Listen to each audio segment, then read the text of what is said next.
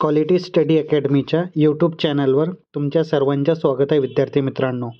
आज आपण साप्ताहिक चालू घडामोडीचे प्रश्न पाहणार आहोत. हे प्रश्न 2 ते 8 फरवरी या दरम्यानले असतील. हा आपण साप्ताहिक रिव्हिजन म्हणून हा व्हिडिओ लेक्चर तुमच्यासाठी असतो. विद्यार्थी मित्रांनो, दर रविवारी तुम्हाला साप्ताहिक रिव्हिजन व्हावी म्हणून हा लेक्चर तुमच्यासाठी असतो. तर 2 ते 8 फरवरी दरम्यान जे पण चालू घडामोडीचे प्रश्न आणि जे घटना घडली असेल त्याबद्दल आपण सर्व माहिती या प्रश्नाच्या स्वरूपात आपण कव्हर करणार आहोत.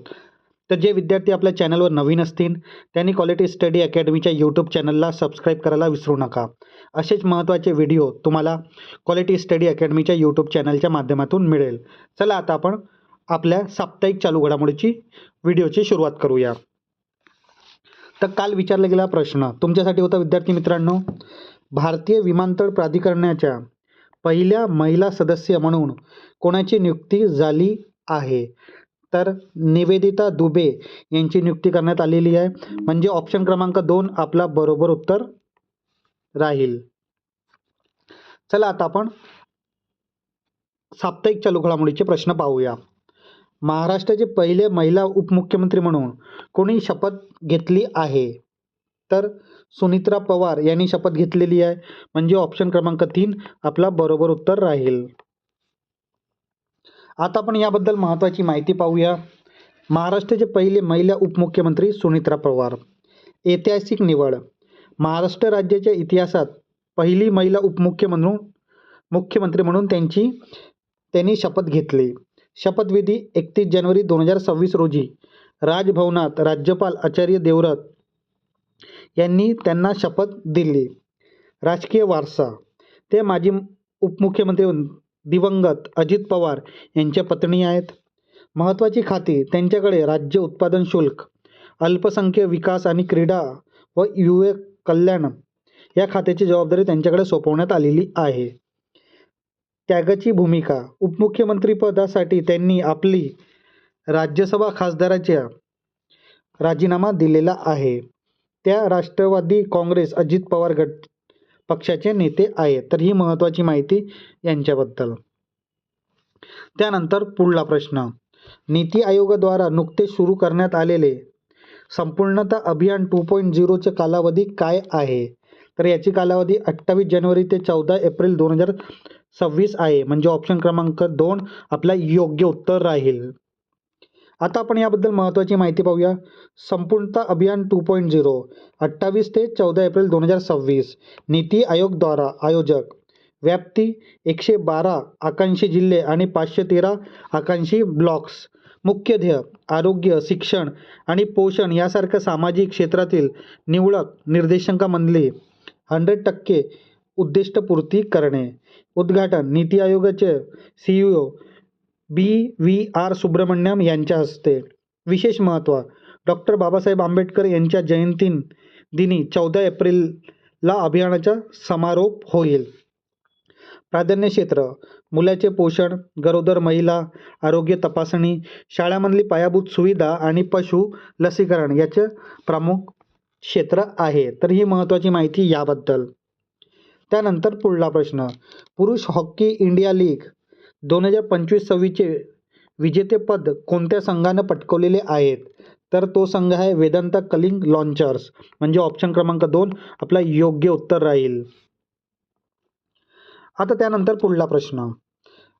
अंतर्देशीय जलमार्ग विकास परिषद IWDC ची तिसरी बैठक कुठे आयोजित करण्यात आली होती?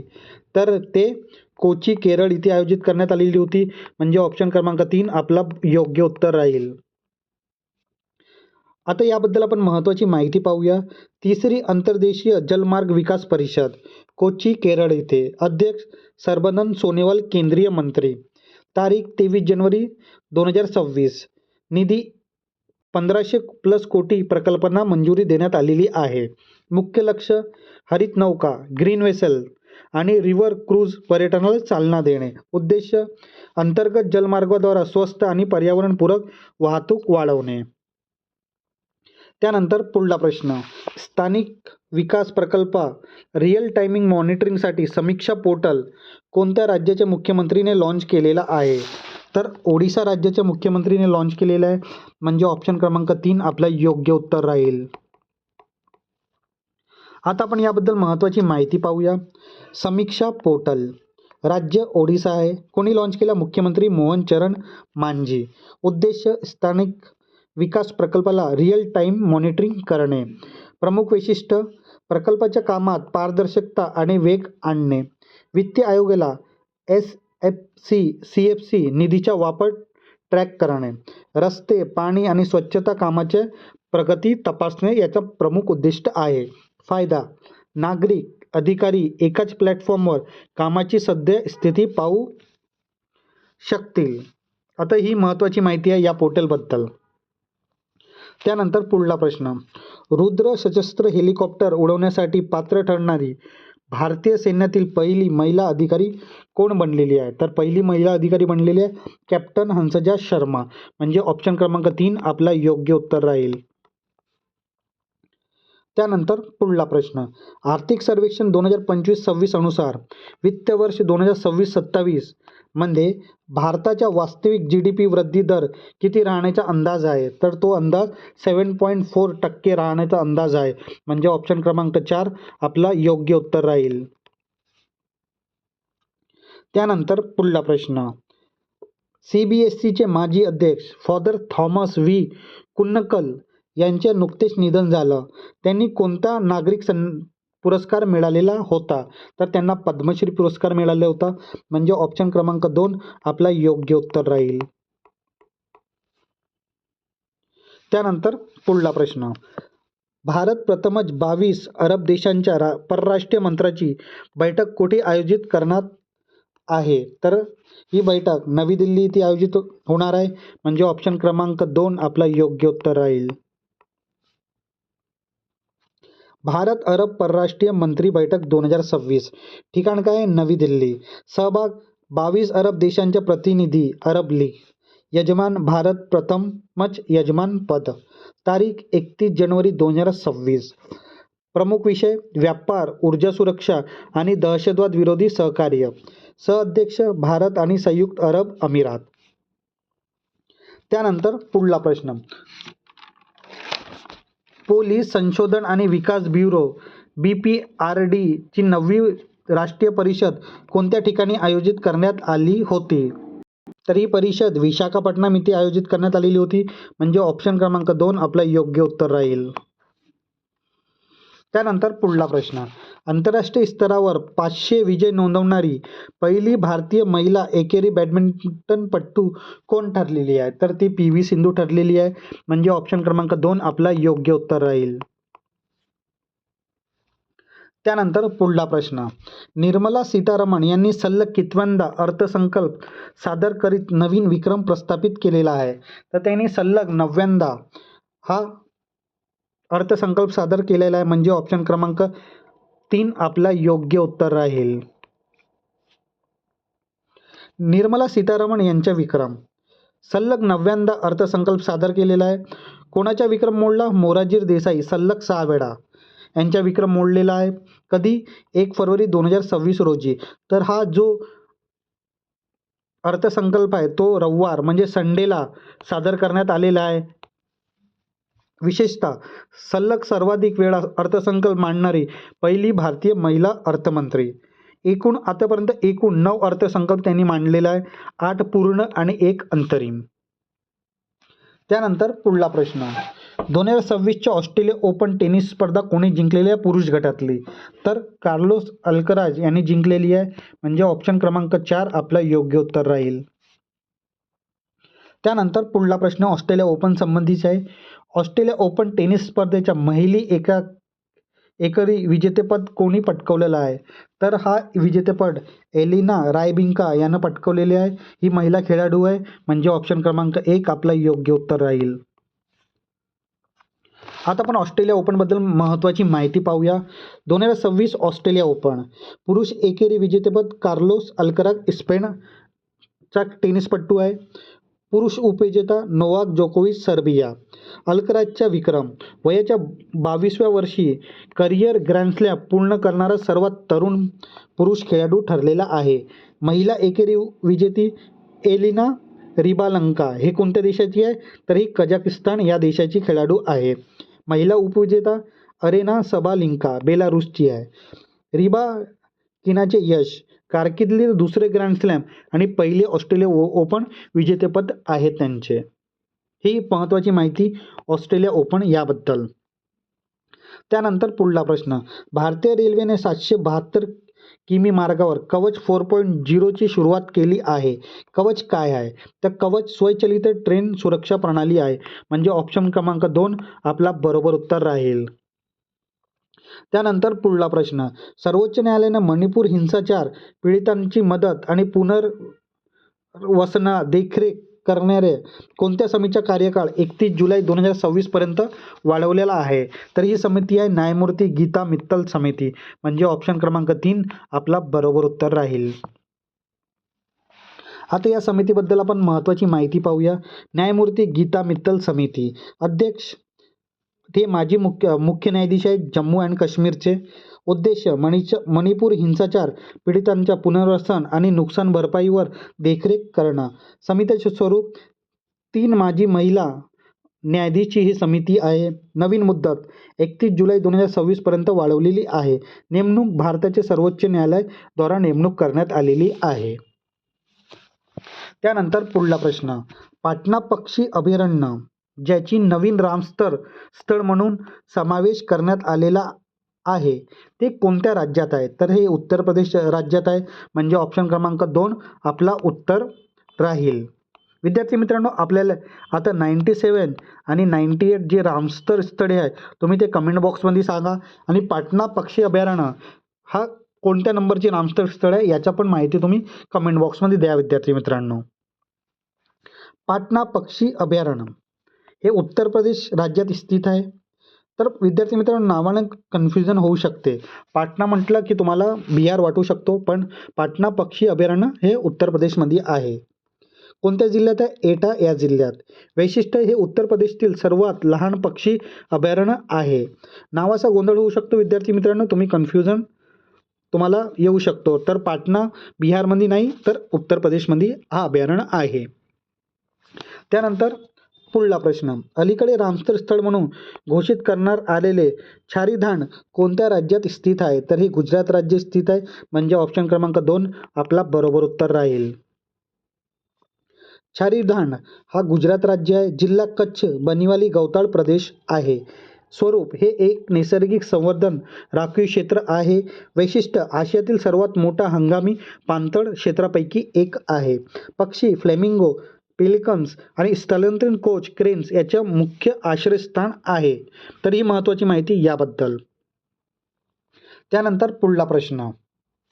भारतीय तटरक्षक दिन कधी साजरा केला जातो, तर भारतीय तटरक्षक दिन 1 फरवरीला साजरा करण्यात येतो. म्हणजे ऑप्शन क्रमांक 4 आपला बरोबर उत्तर राहील. त्यानंतर पुढला प्रश्न. हा पण दिनविशेष आहे विद्यार्थी मित्रांनो. प्रश्न. जागतिक पाणथळ दिन दरवर्षी कोणत्या तारखेला साजरा केला जातो, तर हा 2 फरवरीला साजरा करण्यात येतो. तर ऑप्शन क्रमांक 2 आपला बरोबर उत्तर राहील. विद्यार्थी मित्रांनो, नुकतेच MPSC कंबाईनची परीक्षा झाली, तिथे जागतिक संगीत दिवसबद्दल प्रश्न होता. तर जे दिनविशेष असतात त्याच्यावर प्रश्न असतोच. तर विद्यार्थी मित्रांनो, हे जे दिनविशेष आहे त्यांना तुम्ही लक्षातच ठेवा. येणाऱ्या एक्झाममध्ये याबद्दल प्रश्न असू शकतो. त्यानंतर पुढला प्रश्न. 1971 मध्ये पाणथळ जागाच्या संरक्षणासाठी रामसर करार कोणत्या देशात झालेला होता, तर हा रामसर करार इराण देशात झालेला होता. म्हणजे ऑप्शन क्रमांक 3 आपला बरोबर उत्तर राहील. त्यानंतर पुढला प्रश्न.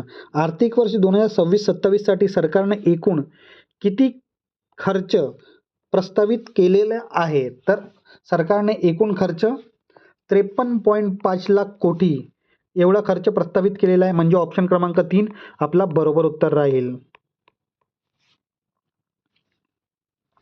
त्यानंतर पुढला प्रश्न. अर्थसंकल्प 2026-27 मध्ये संरक्षण डिफेन्स क्षेत्रासाठी एकूण किती खर्च प्रस्तावित करण्यात आलेला आहे, तर डिफेन्स क्षेत्रासाठी 7,84,600 78.28 कोटी एवढा खर्च प्रस्तावित करण्यात आलेला आहे. म्हणजे ऑप्शन क्रमांक 1 आपला योग्य उत्तर राहील. 2026-27चा अर्थसंकल्प एकूण खर्च 53.47 लाख कोटी म्हणजे 53.5 अप्रॉक्सिमेट धरूया विद्यार्थी मित्रांनो. भांडवली खर्च 12.22 लाख कोटी पायाभूत सुविधांसाठी. वित्तीय तूट फिस्कल डेफिसिट 4.3 एवढी फिस्कल डेफिसिट राहण्याची संभावना आहे विद्यार्थी मित्रांनो. प्रमुख वाढ गेल्या वर्षापेक्षा खर्चात 7.7% वाढ होण्याची शक्यता आहे. मोठा खर्च व्याज भरणात 26% व्याज भरणात आणि संरक्षण क्षेत्रात हा मोठा खर्च प्रस्तावित आहे.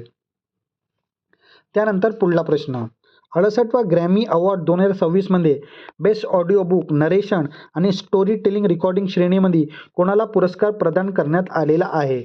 तर हा पुरस्कार दलाई लामा यांना प्रदान करण्यात आलेला आहे. म्हणजे ऑप्शन क्रमांक 1 आपला योग्य उत्तर राहील. दलाई लामा यांना ग्रामी सन्मान. दलाई लामा 14वे आहेत. पुरस्कार 68वा ग्रॅमी पुरस्कार 2026 कोणत्या श्रेणीमध्ये मिळालेला आहे? बेस्ट ऑडिओ बुक नरेशन आणि स्टोरी टेलिंग रेकॉर्डिंगसाठी. विजेता दलाई लामा 90 वर्षात पहिले ग्रॅमी अवॉर्ड त्यांना मिळालेले आहेत. कालावधी 31 ऑगस्ट 2024 ते 30 ऑगस्ट 2025 पर्यंत सर्वोत्तम रेकॉर्डिंग रचना आणि कलाकारांना हा पुरस्कार प्रदान करण्यात येणार आहे. पुरस्कार जाहीर 1 फरवरी 2026 रोजी हा पुरस्कार जाहीर झालेला आहे. ऑडिओ बुकचं नाव काय आहे? Meditation the reflection of holiness the Dalai Lama ह्या ऑडिओ बुकचं नाव आहे. दलाई लामा हे 1959 पासून भारतात राहतात. त्यांना मिळाले इतर पुरस्कार आपण पाहूया. 1989 मध्ये त्यांना नोबल शांतता पुरस्कार मिळाला. 2007 मध्ये त्यांना पद्मश्री पुरस्कार मिळालेला आणि 2026 मध्ये प्रथमच त्यांना ग्रॅमी पुरस्कार मिळालेला आहे. तर ही महत्त्वाची माहिती याबद्दल. त्यानंतर पुढला प्रश्न मुख्यमंत्री ग्रामोत्तर योजना कोणत्या राज्याने सुरू केलेली आहे? तर ही गुजरात राज्याने सुरू केलेली आहे. म्हणजे ऑप्शन क्रमांक 4 आपला योग्य उत्तर राहील. आता याबद्दल महत्त्वाची माहिती पाहूया. मुख्यमंत्री ग्रामोत्तर योजना गुजरात राज्याने सुरू केलेली आहे. केव्हा कोणी लॉन्च केली? मुख्यमंत्री भूपेंद्र पटेल यांनी. ठिकाण आनंद जिल्ह्यातील भद्रण इथून सुरुवात झालेली आहे. उद्देश ऑब्जेक्टिव्ह ग्रामीण भागात शहराप्रमाणे आधुनिक सुविधा उपलब्ध करून देणे. पहिलं चरण 114 तालुक्यात मुख्यालयात असलेले गावाचा विकास करणे. तरतूद 2666 नवीन ग्रामपंचायत इमारतीसाठी 663 कोटी खर्च करणार आहेत. प्रमुख सुविधा सौर पथदिवे रस्ते सांडपाणीची व्यवस्था करणं आणि डिजिटल ई ग्राम सेवा या प्रमुख सुविधा देणं यांचा मुख्य उद्देश आहे. त्यानंतर पुढला प्रश्न 6वी राष्ट्रीय पीक पोषण परिषद कोणत्या शहरात आयोजित करण्यात येणार आहे? तर ही मुंबई येथे आयोजित करण्यात येणार आहे. म्हणजे ऑप्शन क्रमांक 3 आपला योग्य उत्तर राहील. त्यानंतर पुढला प्रश्न सौरचक्राचा अंदाज लावणारी नवीन 3D डायनॅमो पद्धत कोणत्या संस्थेच्या शास्त्रज्ञांनी विकसित केलेली आहे? तर ते IIT कानपूरचे शास्त्रज्ञांना. म्हणजे ऑप्शन क्रमांक 3 आपला बरोबर उत्तर राहील. त्यानंतर पुढला प्रश्न केंद्रीय अर्थसंकल्प 2026-27 मध्ये महिला उद्योजकांसाठी कोणत्या नवीन प्लॅटफॉर्मची घोषणा करण्यात आली आहे? तर त्यांच्याकरिता शी-मार्ट यांची घोषणा करण्यात आलेली आहे. म्हणजे ऑप्शन क्रमांक 3 आपला योग्य उत्तर राहील. आता आपण याबद्दल महत्त्वाची माहिती पाहूया. केंद्रीय अर्थसंकल्प 2026-27 मध्ये महिला उद्योजकांसाठी शी-मार्ट या नवीन प्लॅटफॉर्मची घोषणा करण्यात आलेली आहे. शी-मार्टचा फुल फॉर्म काय? Self help entrepreneur marts. स्वरूप ही समुदायाच्या मालकीचे किरकोळ विक्री रिटेल आउटलेट असतील. संचालन हे केंद्र महिला बचत गट SHG आणि क्लस्टर स्तरीय फेडरेशनद्वारा चालवली जातील. मुख्य उद्दिष्ट महिलांना केवळ कर्ज देणारी व्यक्ती न ठेवता व्यावसायिक मालक ओनर बनवणे. बाजारपेठ स्थानिक उत्पादनाला थेट ग्राहकापर्यंत पोहोचवण्यासाठी आणि ब्रँडिंगसाठी व्यासपीठ मिळवून देणे. आर्थिक पाठबळ यासाठी नाविन्यपूर्ण वित्तीय संस्थांद्वारे इनोव्हेशन फायनान्सिंग इन्स्ट्रुमेंट भांडवले पुरवले जातील. जोडणी ही योजना लखपती दीदी कार्यक्रमाच्या यशावर आधारित असून याचा विस्तार म्हणून पाहिली जात आहे. तर विद्यार्थी मित्रांनो, ही खूप महत्त्वाची योजना आहे आपल्या अर्थसंकल्प 2026-27 करिता. तर ही महत्त्वाची माहिती तुम्ही लक्षातच ठेवा. त्यानंतर पुढला प्रश्न, 2026च्या ग्रॅमी पुरस्कारात अल्बम ऑफ द इयर किताब कोणी पटकावलेला आहे? तर हा किताब बॅड बनी यांनी पटकावलेला आहे, म्हणजे ऑप्शन क्रमांक 1 आपला योग्य उत्तर राहील. आता आपण याबद्दल महत्त्वाची माहिती पाहूया. 2026च्या 68व्या ग्रॅमी पुरस्कार सोहळ्यात अल्बम ऑफ द इयरचा बहुमान बॅड बनी यांनी पटकावलेला आहे. अल्बमचे नाव काय आहे? देबी तरार मास फोटोज. इतिहास, ग्रॅमी इतिहासात अल्बम ऑफ द इयर जिंकणारा हा पहिला स्पेनिश भाषेतील अल्बम ठरलेला आहे. सोहळा 68वा वार्षिक ग्रॅमी पुरस्कार लॉस एंजेलिस इथे. Song of the year Billie Eilish, wildflower इथला आहे हा song. Record of the year Kendrick Lamar आणि SZA Luther. Best new artist Olivia Dean हे बेस्ट न्यू आर्टिस्ट ठरलेले आहेत. तर ही महत्त्वाची माहिती 68वा ग्रॅमी पुरस्काराबद्दल. त्यानंतर पुढला प्रश्न, 2026च्या ऑस्ट्रेलिया ओपन टेनिस स्पर्धा कोणी जिंकलेल्या पुरुष गटातली? तर कार्लोस अल्कराझ, म्हणजे ऑप्शन क्रमांक 4 आपला योग्य उत्तर असेल.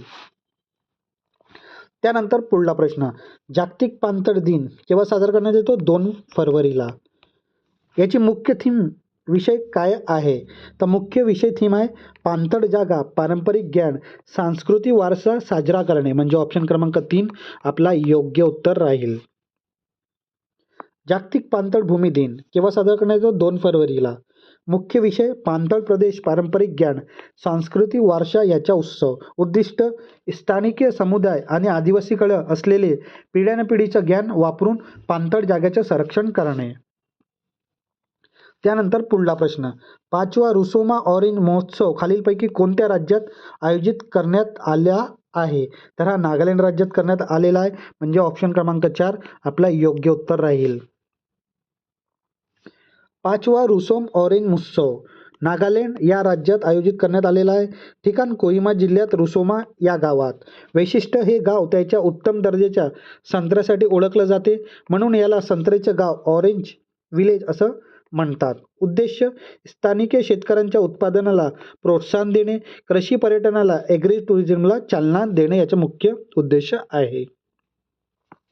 त्यानंतर पुढला प्रश्न, भारतीय रेल्वे देशातली पहिली LNG diesel dual fuel demo train कुठे सुरू केली आहे? तर हे साबरमती अहमदाबाद इथे सुरू केलेली आहे, म्हणजे ऑप्शन क्रमांक 3 आपला योग्य उत्तर राहील. पहिली LNG डिझेल ट्रेन, ठिकाण Sabarmati Ahmedabad Gujarat. Diesel plus liquefied natural gas LNG. बचत सुमारे 40% डिझेलची बचत होईल. फायदा कमी प्रदूषण, पर्यावरणाचे संरक्षण होईल. इंजन 1400 हॉर्स पॉवर क्षमतेची हे डेमोचे ट्रेन इंजन आहे. उद्देश भारतीय रेल्वेला नेट झिरो कार्बन उत्सर्जित बनवणे याचा प्रमुख उद्देश आहे. तर ही महत्त्वाची माहिती भारताची पहिली LNG डिझेल ट्रेनबद्दल. यानंतर पुढला प्रश्न, थायलंड मास्टर्समध्ये BWF सुपर 30 विजेतेपद पटकावणारी भारतीय युवा शटलर कोण आहे? तर ही शटलर आहे देविका सियाग, म्हणजे ऑप्शन क्रमांक 2 आपला योग्य उत्तर राहील. थायलंड मास्टर 2026 देविका सियाग भारताची युवा शटलर आहे. विजेतेपद पहिलं BWF सुपर 30 महिला एकेरी, ठिकाण बँकॉक थायलंड. अंतिम सामना मलेशियाचे गो जिन वी विरुद्ध त्याने विजय मिळवलेला आहे. विक्रम, सानिया नेहवाल सिंधूनंतर हे पदक जिंकणारी ते तिसरी भारतीय महिला खेळाडू ठरलेली आहे. मुळगाव हरियाणा. विशेष, संपूर्ण स्पर्धेत तिनं एकही गेम गमावता विजेतेपद पटकावलेलं आहे. त्यानंतर पुढला प्रश्न, 2026 मध्ये जागतिक बिग कॅट कॉन्फरन्स कोणत्या शहरात आयोजित केली जाणार आहे? तर ही नवी दिल्ली येथे आयोजित करण्यात जाणार आहे, म्हणजे ऑप्शन क्रमांक 3 आपला योग्य उत्तर राहील. त्यानंतर पुढला प्रश्न, भारतीय लष्कर आणि ITBP यांच्या संयुक्त लष्करी सराव अग्निपरीक्षा कोणत्या राज्यात पार पडली? तर ही गुजरात हे अरुणाचल प्रदेश या राज्यात पार पडलेली आहे, म्हणजे ऑप्शन क्रमांक 4 आपला योग्य उत्तर राहील. त्यानंतर पुढला प्रश्न, पुणे आणि बीड जिल्ह्याचे नवीन पालकमंत्री म्हणून कोणाची नियुक्ती करण्यात आली आहे?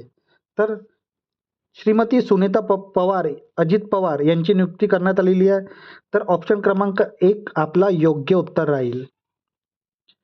नाव सुनेत्रा पवार उपमुख्यमंत्री, पुणे आणि बीड दोन्ही जिल्ह्याचे पालकमंत्री पद. नियुक्ती 3 फरवरी 2026 अधिकृत शासन आदेशद्वारा. अतिरिक्त विभाग, राज्य उत्पादन शुल्क, क्रीडा आणि युवक कल्याण मंत्रालय. संदर्भ, माजी उपमुख्यमंत्री अजित पवार यांच्या निधनानंतर रिक्त पदावर त्यांची नियुक्ती करण्यात आलेली आहे. वैशिष्ट्य, महाराष्ट्राचे पहिले महिला उपमुख्यमंत्री म्हणून त्यांनी कारभार सांभाळलेला आहे, म्हणजे ते महाराष्ट्र राज्याचे पहिली महिला उपमुख्यमंत्री ठरलेले आहेत. त्यानंतर पुढला प्रश्न, जागतिक कर्करोग दिन कधी साजरा केला जातो? तर जागतिक कर्क दिन 4 फरवरीला साजरा करण्यात येतो, म्हणजे ऑप्शन क्रमांक 4 आपला योग्य उत्तर राहील. जागतिक कर्करोग दिन 4 फरवरीला. 2026ची संकल्पना काय आहे? United by unique. उद्दिष्ट, कर्करोगाबद्दल जनजागृती आणि भीती दूर करणे. भर, आजारांवर लवकर निदान आणि वेळेवर उपचार करणे. नेतृत्व, union for international cancer control. संदेश, कर्करोगाशी लढण्यासाठी जगाला एकजूट करणे याचा मुख्य उद्देश आहे. त्यानंतर पुढला प्रश्न, केंद्रीय अर्थसंकल्प 2026-27 मध्ये ऑरेंज इकॉनॉमीचा उल्लेख करण्यात आलेला आहे. हे खालीलपैकी कशाशी संबंधित आहे? तर ती रचनात्मक आणि सांस्कृतिक उद्योग याच्याशी संबंधित आहे, म्हणजे ऑप्शन क्रमांक 2 आपला योग्य उत्तर राहील. ऑरेंज इकॉनॉमी, मुख्य अर्थ सर्जनशील अर्थव्यवस्था, क्रिएटिव्ह इकॉनॉमी. आधार, बौद्धिक क्षमता आणि मानवीय कल्पना. क्षेत्र, कला, चित्रपट, संगीत, फॅशन आणि गेमिंग. वारसा, संस्कृत, पर्यटन आणि हस्तकलाचा जतन करणे. उद्देश्य, आर्थिक वाढ आणि नवीन रोजगार निर्मिती करणे. लक्ष, भारताची सॉफ्ट पॉवर जागतिक स्तरावर वाढवणे याचं लक्ष आहे.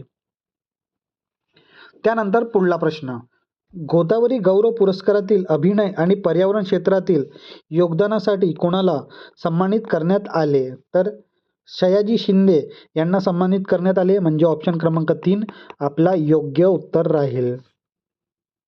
गोदावरी गौरव पुरस्कार 2026. लोकसेवा पर्यावरणकरिता सयाजी शिंदे. नाट्य अभिनयकरिता प्रशांत दामले. आयोजक कुसुमाग्रज प्रतिष्ठान नाशिक. तारीख 10 मार्च 2026ला प्रदान करण्यात येणार आहे. इतर विजेते, डॉक्टर अनिरुद्ध पंडित विज्ञानकरिता, आशिष माने साहस, चंद्रमोहन कुलकर्णी चित्रकलाकरिता आणि उस्ताद उस्मान खान संगीतकरिता. तर ही महत्त्वाची माहिती गोदावरी गौरव पुरस्काराबद्दल. त्यानंतर पुढला प्रश्न, चर्चेत असलेला पेरियार नदी जलविवाद कोणत्या 2 राज्यादरम्यान आहे? तर हे 2 राज्य आहेत, तमिळनाडू आणि कर्नाटक, म्हणजे ऑप्शन क्रमांक 4 आपला योग्य उत्तर राहील. पेरियार नदी जलविवाद, पाणी वाटप वरून संघर्ष. संबंधित राज्य तमिळनाडू आणि कर्नाटक. नदी कोणती आहे? पेरियार, दक्षिण पेरियार. ताज्या घडामोडी, सर्वोच्च न्यायालयाने केंद्र सरकारला स्वतंत्र जल विवाद न्यायाधिकरण ट्रायब्युनल स्थापित करण्याचे आदेश दिलेला आहे. मुख्य कारण, कर्नाटकाच्या उपनद्यांवर बांधलेले चेक डॅम आणि सिंचन प्रकल्प. तर ही महत्त्वाची माहिती पेरियार नदी जलविवाद प्रकल्पाबद्दल. त्यानंतर पुढला प्रश्न, भारतातील विमान प्राधिकरण AAI ची पहिला महिला सदस्य म्हणून कोणाची नियुक्ती झाली आहे?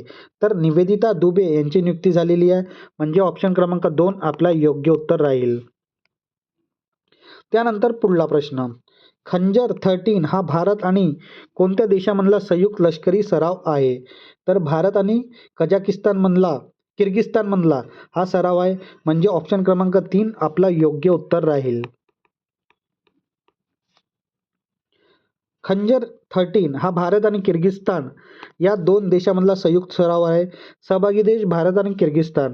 13व्या नंबरची आवृत्ती होती विद्यार्थी मित्रांनो आणि फरवरी 2026 मध्ये हा लष्करी सराव झालेला आहे. ठिकाण कोणतं आहे? बकलोल, हिमाचल प्रदेश, भारत. उद्देश दहशतवाद विरोधी कारवाई आणि डोंगराळ भागातील युद्ध अभ्यासाचा सराव करणं याचा उद्देश आहे. त्यानंतर पुढला प्रश्न, पंचायत प्रगती निर्देशांक PAI 2.0 मध्ये कोणत्या राज्याने देशाला प्रथम क्रमांक पटकावलेला आहे? तर तो राज्य आहे त्रिपुरा राज्य. म्हणजे ऑप्शन क्रमांक 3 आपला योग्य उत्तर राहील. पंचायती प्रगती निर्देशांक PAI 2.0 प्रथम राज्य त्रिपुरा. टॉप पंचायत जुगल किशोर नगर त्रिपुरा. स्कोर 88.44 100 गुणामधून त्यांना स्कोर मिळालेला आहे. सहभागी भाग राज्यातली 100% ग्रामपंचायतीचा समावेश. उद्देश शाश्वत विकास उद्दिष्ट SDG साध्य करणे. त्यानंतर पुढला प्रश्न, प्रो रेसलिंग लीग PWL 2026 चे विजेतेपद कोणत्या संघाने जिंकलेले आहे? तर 2026 चे विजेतेपद हरियाणा थंडर यांनी जिंकलेले आहेत. म्हणजे ऑप्शन क्रमांक 1 आपला योग्य उत्तर राहील. आता आपण महत्त्वाची माहिती पाहूया. प्रो रेसलिंग लीग PWL 2026 चे विजेतेपद हरियाणा थंडर्स या संघाने जिंकलेले आहेत. उपविजेता कोण आहेत? दिल्ली दंगल्स वॉरियर. अंतिम सामना हरियाणाने दिल्लीला 5-4 असा निसटता पराभव केला. ठिकाण नोएडा इंडोर स्टेडियम उत्तर प्रदेश.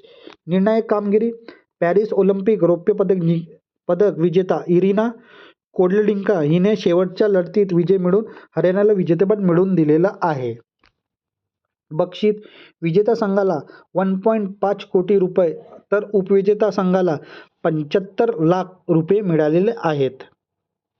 त्यानंतर पुढला प्रश्न, हायड्रोजनवर चालणारी बसेस सुरू करणारे भारताचे पहिले विमानतळ कोणते ठरणार आहे? तर ते विमानतळ ठरणार आहे कोचीन आंतरराष्ट्रीय विमानतळ. म्हणजे ऑप्शन क्रमांक 2 आपला योग्य उत्तर राहील. हायड्रोजनवर चालणारे बसेस सुरू करणारं कोचीन आंतरराष्ट्रीय विमानतळ हे भारताचे पहिलं विमानतळ ठरणार आहे. तंत्रज्ञान या बसेस हायड्रोजन फ्यूल तंत्रज्ञानावर चालतील. भागीदारी यासाठी CIAL ने Kerala hydrogen valley innovation cluster KHVIC सोबत करार केलेला आहे. पर्यावरण या बसेसमुळे विमानतळ परिसरातील कार्बन उत्सर्जन कमी होण्यास मदत मिळेल. इंधन या बसेससाठी लागणारा ग्रीन हायड्रोजन प्लांट BPCLच्या मदतीने विमानतळ परिसराला उभारला जात आहे. तर ही महत्त्वाची माहिती याबद्दल. त्यानंतर पुढला प्रश्न, पिल्लू AI हे व्हॉइस आधारित बिलिंग ॲप्लिकेशन कोणत्या राज्यानं लॉन्च केलेला आहे? तर तो राज्य आहे आपला आंध्र प्रदेश राज्य. म्हणजे ऑप्शन क्रमांक 3 आपला योग्य उत्तर राहील. त्यानंतर पुढला प्रश्न, भारतीय हवाई दलाचे ईस्टर्न एअर कमांडरचे नवीन AOC इन सी म्हणून कोणाचा पदभार स्वीकारलेला आहे? तर एअर मार्शल इंद्रपाल सिंग वालिया यांनी पदभार स्वीकारलेला आहे. म्हणजे ऑप्शन क्रमांक 2 आपला योग्य उत्तर राहील. त्यानंतर पुढला प्रश्न, मणिपूरच्या मुख्यमंत्रीपदी कोणाची निवड करण्यात आलेली आहे? तर युमनाम खेमचंद सिंग यांची निवड करण्यात आलेली आहे. म्हणजे ऑप्शन क्रमांक 2 आपला योग्य उत्तर राहील. मणिपूरचे नवीन मुख्यमंत्री पद कोण आहे? युमनाम खेमचंद सिंग. शपथविधी 4 फरवरी 2026 रोजी झाली. भारतीय जनता पक्षाचे आहेत. सरकार राष्ट्रपती राजवट हटल्यानंतर नवीन सरकार स्थापन. उपमुख्यमंत्री म्हणून नेमच्या केपगेन आणि लोसी देखो हे 2 उपमुख्यमंत्री झालेले आहेत. तर ही पण माहिती तुम्ही लक्षातच ठेवा विद्यार्थी मित्रांनो एक्झाम पॉईंट ऑफ व्ह्यू. पार्श्वभूमी मणिपूर विधानसभेचे माजी अध्यक्ष. तर ही महत्त्वाची माहिती मणिपूरचे नवीन मुख्यमंत्री आणि उपमुख्यमंत्रीबद्दल. त्यानंतर पुढला प्रश्न, नुकतेच प्रसिद्ध झालेल्या अहवालानुसार भारतातील कोणते बंदर सर्वात स्वच्छ बंदर म्हणून घोषित करण्यात आले आहे? तर पॅरादीप बंदर प्राधिकरण हे सर्वात स्वच्छ बंदर म्हणून घोषित करण्यात आलेले आहे. म्हणजे ऑप्शन क्रमांक 1 आपला योग्य उत्तर राहील. नुकतेच 3 फरवरी 2026 रोजी प्रसिद्ध झालेले स्वच्छता पंधरवडा पुरस्कार 2025 मध्ये पारादीप बंदर प्राधिकरण हे भारतातील सर्व स्वच्छ बंदर म्हणून घोषित करण्यात आलेले आहे. प्रथम पुरस्कार त्यांना मिळालेला आहे. द्वितीय पुरस्कार विशाखापट्टणम बंदर प्राधिकरण VPA याला मिळालेला आहे. तिसरा पुरस्कार काम राजा बंदर प्राधिकरण इनोर पोर्ट याला मिळालेला आहे. मंत्रालय केंद्रीय बंदरे जहाज बांधणी आणि जलमार्ग मंत्रालय याद्वारा हस्ते केंद्रीय मंत्री सर्बानंद सोनोवाल यांच्या हस्ते नवी दिल्ली येथे हा पुरस्कार प्रदान करण्यात आलेला आहे. विशेष उपक्रम पॅरादीप बंदराने जनभागीदारी, एक पेड माँ के नाम, सफाई मित्र सुरक्षा यासारखी मोहीम प्रभावीपणे राबवल्याबद्दल हा सन्मान त्यांना मिळालेला आहे. त्यानंतर पुढला प्रश्न, क्लिफोर्ड पुरस्कार 2026 ने कोणाला सन्मानित करण्यात आलेला आहे? तर वीरभद्र रामनाथन यांना हा पुरस्कारने सन्मानित करण्यात आलेला आहे. म्हणजे ऑप्शन क्रमांक 2 आपला योग्य उत्तर राहील. आता आपण याबद्दल महत्त्वाची माहिती पाहूया. 2026च्या प्रतिष्ठित क्लिफोर्ड पुरस्कार भारतीय वंशाचे प्रसिद्ध हवामानशास्त्रज्ञ वीरभद्र रामनाथन यांना हा जाहीर झालेला आहे. ते भूविज्ञान जिओसायन्सशी संबंधित आहे. टोपण नाव हा पुरस्कार भूविज्ञान नोबल असेही म्हटलं जाते या पुरस्काराला. संशोधन त्यांनी वातावरणातील वायू आणि सूक्ष्मकण पार्टिकल हवामानबद्दल कशी भर घालतात यावर मूलभूत संशोधन केलेलं आहे. विशेषतः त्यांनी क्लोरोफ्लोरोकार्बन हे कार्बन डायऑक्साईडपेक्षा हजारो पटीने कसे घातक आहे हे सिद्ध करून दाखवलेलं आहे. संस्था हा पुरस्कार रॉयल स्वीडिश अकॅडमी ऑफ सायन्सतर्फे दिला जातो. पुरस्काराचे स्वरूप 8 दशलक्ष स्वीडन क्रोनर म्हणजे सुमारे $9 लाख आणि सुवर्णपदक त्यांना मिळालेलं आहे. त्यानंतर पुढला प्रश्न, महिला प्रीमियर लीगच्या अंतिम सामन्यात विजय मिळवून कोणता संघ दुसऱ्यांदा चॅम्पियन ठरलेला आहे? तर बेंगळुरू संघ RCB संघ हा ठरलेला आहे चॅम्पियन. तर ऑप्शन क्रमांक 3 आपला योग्य उत्तर राहील. आता आपण याबद्दल महत्त्वाची माहिती पाहूया. वुमेन्स प्रीमियर लीग 2026 विजेतेपद रॉयल चॅलेंजर्स बेंगलोर RCB. दुसऱ्यांदा विक्रम 2024 आणि 2026 या साली त्यांनी विजेतेपद पटकावलेलं आहे. उपविजेता दिल्ली कॅपिटल्स. मैदान Kotambi stadium Vadodara. Captain Smriti Mandhana. Orange cap Smriti Mandhana सर्वात जास्त धावा त्यांनी केलेल्या आहेत. पर्पल कॅप सोफी डिवाइन सर्वात जास्त विकेटा त्यांना चटकवलेल्या आहेत. त्यानंतर पुढला प्रश्न, जागतिक सरकार शिखर परिषद 2026 वर्ल्ड गव्हर्नमेंट समिट 2026चे आयोजन कोणत्या शहरात करण्यात आले? तर ह्या समिटचे आयोजन दुबई या शहरात करण्यात येणार आहे. म्हणजे ऑप्शन क्रमांक 2 आपला योग्य उत्तर राहील. जागतिक सरकार शिखर परिषद 2026 वर्ल्ड गव्हर्नमेंट समिट 2026चे आयोजन दुबई संयुक्त अरब अमिरात या शहरात होणार आहे. कालावधी 3 ते 5 फरवरी 2026. संकल्पना भविष्यातील सरकारांना आकार देणं, शेपिंग फ्युचर गव्हर्नमेंट. सहभाग यात 150हून अधिक देशांचे प्रतिनिधी, 35हून अधिक राष्ट्रप्रमुख आणि 6000 पेक्षा जास्त मान्यवर सहभागी झाले. उद्देश मानवमोरील भविष्यातील आव्हाने सोडवण्यासाठी जागतिक सहकार्य आणि नाविन्यपूर्ण उपायावर चर्चा करणे याचे मुख्य उद्दिष्ट आहे. यानंतर पुढला प्रश्न, कोणत्या बँकेने भारताचे पहिले RBI को branded RuPay credit card launch केलेले आहे? तर तो बँक आहे त्रिपुरा ग्रामीण बँक. म्हणजे ऑप्शन क्रमांक 4 आपला योग्य उत्तर राहील.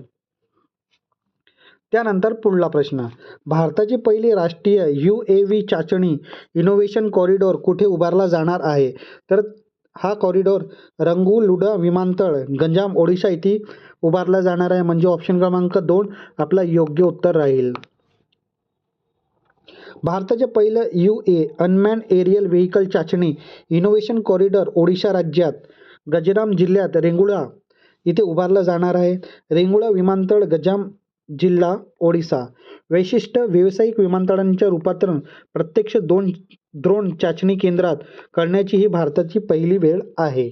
भागीदारी ओडिशा सरकार आणि बोनवी एरो या डीप टेक स्टार्टअप मधली सहकार्य. क्षमता येथे 1000 मीटर उंचीपर्यंत थेट UAV चाचणी घेण्यात येईल. उद्देश स्वदेशी ड्रोन संशोधन विकास आणि प्रगत इनोव्हेशन सिस्टमला चालना देणे याचे मुख्य उद्देश आहे. त्यानंतर पुढला प्रश्न, Asian rifle and pistol shooting championship 2026चे आयोजन कोठे करण्यात आले आहे? तर ही चॅम्पियनशिप नवी दिल्ली येथे आयोजित करण्यात येणार आहे. म्हणजे ऑप्शन क्रमांक 2 आपलं योग्य उत्तर राहील. त्यानंतर पुढला प्रश्न, 35वा सब ज्युनियर राष्ट्रीय खो खो स्पर्धेत किशोर गटात कोणत्या संघाने सलग 8व्यांदा विजेतेपद जिंकलेलं आहे? तर तो आहे आपला महाराष्ट्र राज्याचा संघ. म्हणजे ऑप्शन क्रमांक 3 आपला योग्य उत्तर राहील. 35वा सब ज्युनियर राष्ट्रीय खो खो स्पर्धेत किशोर मुली गटात विजेतेपद महाराष्ट्र संघ विजेतेपद त्यांनी पटकवलेले आहे. विक्रम सलग 8व्यांदा सुवर्णपदक त्यांनी पटकवलेलं आहे. उपविजेता संघ कर्नाटकला अंतिम सामन्यात पराभव केला त्यांनी. ठिकाण ही स्पर्धा नालंदा बिहार येथे पार पडली. मानकरी महाराष्ट्राची निशा सोलंकी हिला स्पर्धेतील सर्वोत्तम खेळाडू वीर बाला पुरस्कार म्हणून गौरवण्यात आलेला आहे. त्यानंतर पुढला प्रश्न, कोणत्या बँकेने सनराइज सेक्टरला वित्त पुरवठा करण्यासाठी चक्र सेंटर ऑफ एक्सिलन्स सुरू करण्याची घोषणा केलेली आहे? तर तो बँक आहे स्टेट बँक ऑफ इंडिया. म्हणजे ऑप्शन क्रमांक 2 आपलं योग्य उत्तर राहील. भारतीय स्टेट बँकने सनराइज सेक्टरसाठी सुरू केलेला चक्र सेंटर ऑफ एक्सिलन्स. भारतीय स्टेट बँक उद्योन्मुख आणि उच्च तंत्रज्ञान क्षेत्रांना सनराइज सेक्टरला आर्थिक मदत व तांत्रिक मार्गदर्शन करणं. 8 प्रमुख क्षेत्र आहेत. कोणकोणते आपण पाहूया. रिन्युएबल एनर्जी, दुसरा ग्रीन हायड्रोजन, तिसरा सेमीकंडक्टर, चौथा ई मोबिलिटी, 5वा डेटा सेंटर्स, 6वा बॅटरी स्टोरेज, 7वा डिकार्बोनायझेशन आणि स्मार्ट इन्फ्रास्ट्रक्चर. असे टोटल 8 सेंटर हे प्रमुख क्षेत्र आहेत. आर्थिक लक्ष पुढील 5 वर्षात क्षेत्रासाठी 20 ते 22 लाख कोटी कर्ज पुरवण्याचे उद्दिष्ट आहे. भागीदारी जागतिक बँकेसह जपानच्या MUFG आणि SMBC सारख्या 21हून अधिक संस्था सोबत करार केलेला आहे.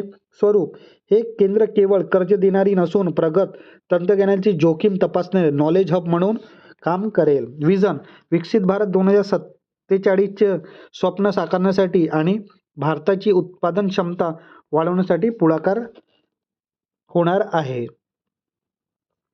त्यानंतर पुढला प्रश्न, भारतातील औषधी आणि जीवविज्ञान जागतिक महासत्ता बनवण्यासाठी 2026च्या अर्थसंकल्प कोणतं अभियान जाहीर करण्यात आलेला आहे? तर तो अभियान आहे बायोफार्मा शक्ती मिशन. म्हणजे ऑप्शन क्रमांक 4 आपला योग्य उत्तर राहील. 2026च्या अर्थसंकल्पात बायोफार्मा शक्ती अभियान मिशन भारतातील औषध आणि जीव तंत्रज्ञानातील ग्लोबल हब बनवणे. बजेट 5 वर्षासाठी 10,000 कोटीची तरतूद आहे. संशोधन बायोलॉजिक आणि प्रगत लस वॅक्सिन निर्मितीवर भर देणे. NRPR 3 नवीन राष्ट्रीय औषधी निर्माण संस्था स्थापन करणं या बायोफार्मा शक्ती अभियानाअंतर्गत होणार आहे. उपचार कर्करोग दुर्मिळ आजारावर औषधी स्वस्त करणे. इनोव्हेशन नवीन औषधींना क्लिनिकल ट्रायल आणि आधुनिक नेटवर्क प्रोव्हाइड करणे. निर्यात औषधींच्या जागतिक निर्यात वाढवून परकीय चलन मिळवणे. तर विद्यार्थी मित्रांनो, ही बायोफार्मा शक्ती अभियानाबद्दल महत्त्वाची माहिती आहे. आता विद्यार्थी मित्रांनो, तुमच्यासाठी एक प्रश्न क्वेश्चन ऑफ द डे तुमच्यासाठी असतो. हा प्रश्नाचे उत्तर नक्की तुम्ही कमेंट बॉक्समध्ये द्या. चुकला तरी काही हरकत नाही. येणाऱ्या व्हिडिओमध्ये आपण लेक्चरमध्ये याबद्दल महत्त्वाची माहिती पाहणार आहोत. तर भारताच्या नूतनीकरणक्षम ऊर्जे म्हणजे रिन्युएबल एनर्जी सर्वात मोठा योगदान देणारं राज्य कोणते बनलेले आहेत? तर त्या राज्याचे नाव कमेंट बॉक्समध्ये सांगा विद्यार्थी मित्रांनो. तुमचे ऑप्शन क्रमांक 1 आहे राजस्थान, ऑप्शन क्रमांक 2 आहे तामिळनाडू, ऑप्शन क्रमांक 3 आहे महाराष्ट्र आणि ऑप्शन क्रमांक 4 आहे गुजरात. तर या प्रश्नाचे उत्तर नक्कीच तुम्ही कमेंट बॉक्समध्ये द्या विद्यार्थी मित्रांनो. चुकला तरी काही हरकत नाही. येणाऱ्या व्हिडिओमध्ये आपण याबद्दल महत्त्वाची माहिती पाहणारच आहोत.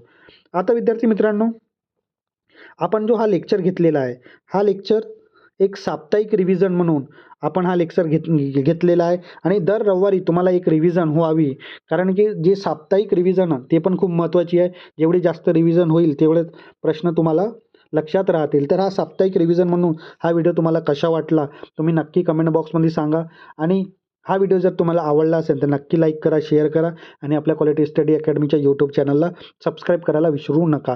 अशीच महत्त्वाची अपडेट आणि चालू घडामोडीच्या प्रश्नाची सिरीज तुमच्यापर्यंत आपल्या क्वालिटी स्टडी अकॅडमीच्या माध्यमातून तुमच्यापर्यंत पोहोचतील. तर चॅनलला सबस्क्राईब करायला विसरू नका. धन्यवाद.